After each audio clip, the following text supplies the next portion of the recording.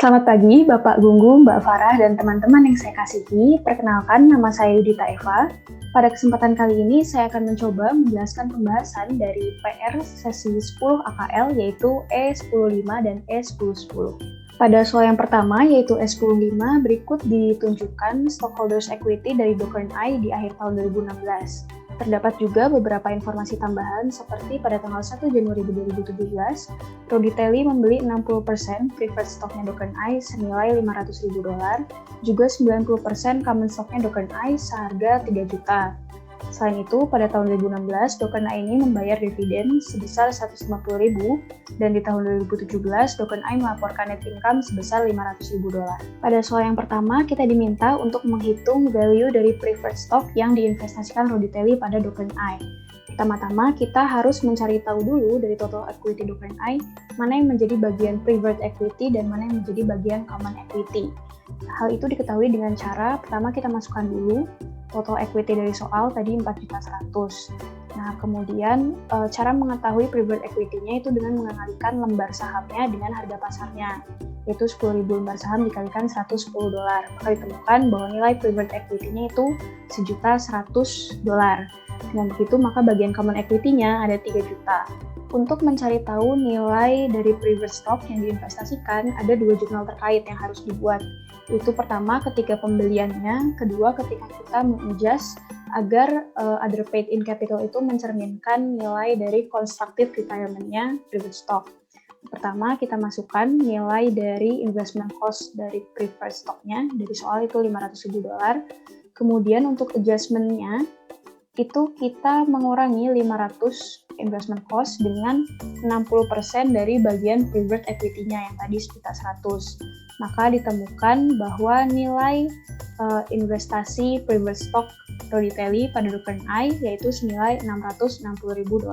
Kedua, di sini kita diminta untuk menghitung goodwill dari akuisisi yang terjadi. Ini mudah. Pertama, kita mencari tahu dulu investment cost-nya. Nah, investment cost yang dipanggil itu dari common stock senilai 3 juta dari soal. Dibagi dengan kepemilikan saham common stock-nya itu 90%, maka diketahui implied total fair value 3.333.000. Diselisihkan dengan book value-nya. Book value itu merupakan bagian dari common equity dari total equity-nya Docker&I yang sudah tadi kita cari, yaitu 3 juta. Maka selisihnya seluruhnya akan menjadi goodwill seperti yang dikatakan pada soal, yaitu senilai $333.000. Ketiga, kita diminta untuk menghitung income dari Docker&I baik dari common stock-nya maupun preferred stock-nya. Pertama, untuk preferred stock-nya kepemilikannya Roditelli itu kan 60%. Dikalikan dengan 10%, yaitu selisih antara nilai pari dengan nilai pasarnya, kemudian $1.000 itu nilainya pada neraca di soal. Maka diketahui income dari preferred stock-nya Docker&I itu $60.000. Sedangkan untuk common stock-nya kepemilikan Roditelli itu 90%, dikalikan dengan 500 yaitu income-nya Docker&I di tahun 2017, dikurangi 100.000 yaitu 100 ini bagian preferred stock dari total equity-nya Docker&I. Maka income dari common stock-nya itu $360.000. Yang terakhir, kita diminta untuk menghitung total non-controlling interest in Docker&I pada consolidated balance sheet di akhir tahun 2017. Nah, seperti biasa, pertama kita harus mengetahui dulu porsi dari preferred stock dan preferred equity dan common equity dari total equity-nya. Nah, untuk total equity ini 4.100 dari soal, 500 dari income-nya Docker&I, dan 150 ini dari dividennya Docker&I. Nah, tadi juga diketahui dari perhitungan sebelumnya bahwa preferred equity-nya senilai 1 juta akan mengurangi, maka common equity-nya menjadi $3.450.000. Perlu ditambahkan lagi dengan goodwill, tadi udah kita hitung juga. Setelah itu, baru kita bisa menghitung non-controlling interest-nya dari preferred stock dan common stock. Untuk preferred stock sendiri, tadi non-controlling interest-nya sisanya dari 60% kan berarti 40%. Dikalikan dengan bagian preferred equity itu 1 juta, maka ketemu $400.000. Kemudian untuk common stock-nya sisanya itu 10% dikalikan dengan total dari common equity dan goodwill, yaitu ini. Maka ditemukan dari common stock-nya yaitu $378.300. Maka total non-controlling interest yang masuk ke consolidated balance sheet tahun 2017 yaitu $778.300. Kemudian di soal yang kedua yaitu S1010, di sini ditunjukkan informasi mengenai sekuritas yang dimiliki oleh Magulang dan Sanga, yaitu anak perusahaannya. Diketahui juga bahwa pada tahun 2016, Magulang ini melaporkan laba sebesar 150.000 dan Shanghai labanya 80.000 dolar. Kemudian dari 150.000 laba Magulang ini di dalamnya sudah terdapat income dari Shanghai juga. Dan Shanghai memiliki unrealized profit dari inventory account-nya sebesar 10.000 dolar. Dan di akhir tahun 2016, Shanghai ini menjual peralatan kepada Magulang dengan sisa umur ekonomisnya yaitu 3 tahun. Dan book value-nya 25.000, tapi dia jual dengan harga 30.000 dolar. Di sini kita diminta untuk menghitung basic and diluted EPS. Nah, pertama kita mulai dari Shanghai dulu. Untuk beberapa komponennya, pertama ada net income. Yang diketahui dari soal, baik untuk basic maupun diluted itu sama, 80.000 dari soal. Kemudian untuk common shares outstanding, dari soal juga ada 20.000. Nah, ditambahkan juga dengan incremental shares from warrants, ada 1.000 lembar dari soal juga.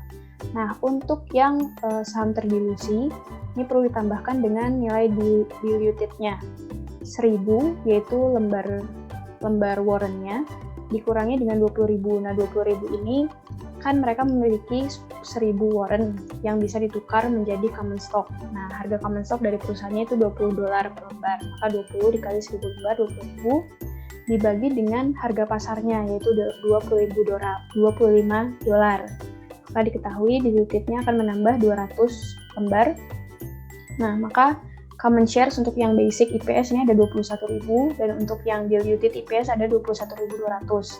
Maka tinggal dibagi net income dengan lembar sahamnya.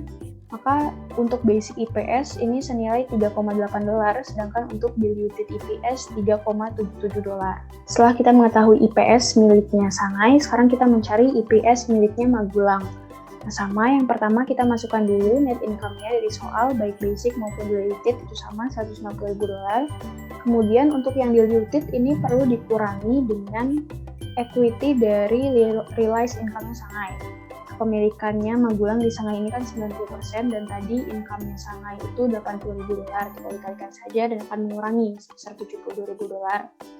Nah, kemudian ditambahkan lagi dengan equity dari diluted EPS-nya Shanghai. Nah, tadi kan harganya yang diluted EPS itu 3,77 dolar. Nah, kenapa ini 20.200 bukan 21.200? Karena yang diperhitungkan hanya common stock-nya aja, nggak sama warrant-nya.